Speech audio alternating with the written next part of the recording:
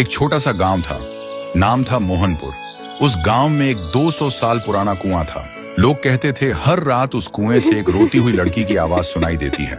लेकिन एक बात सब लोगों को हैरान कर देती है, मोहनपुर गांव का जो भी लड़का उस कुएं के पास पानी पीने जाता है, वह 2 दिन के अंदर मर जाता है और मरा हुआ शरीर गायब हो जाता है। और एक दिन इसी गांव में एक शहर से अर्जुन नाम का लड़का आता है। अर्जुन वह छुट्टियों में अपने दादाजी से मिलने आए थे। एक दिन अर्जुन गांव के लोगों से सुना है कि वह कुआं बहुत डरावना है और कोई उसके पास नहीं जाता। लेकिन अर्जुन सोचते हैं डर सिर्फ अंधविश्वास है और कुछ भी नहीं। एक दिन धूप में जाते हुए अर्जुन को प्यास लगी और बिना किसी से पूछे वो सीधा उस कुएं से पानी पीने चला गया। तब अचानक से एक लड़की का चेहरा सामने आया। अर्जुन डरा हुआ था और तुरंत वहां से भागकर घर पर चला गया। उस रात उसे नींद नहीं आती।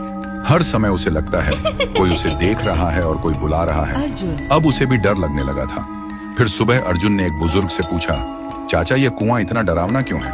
चाचा ने बोला, यह कुआं बहुत पुराना है। यहाँ से आधी रात में एक लड़की की रोते हुए आवाज निकलती है और वह लड़की हमेशा लड़कों को ही अपना शिकार बनाता है। आज तक इसका राज कोई समझ नहीं पाया। इस बात को सुनकर अर्जुन वहां से निकल पड़े और घर में आकर एक पाखंडी बाबा को कॉल करके बुलाता है ताकि इसका राज क्या है वह जान पाए।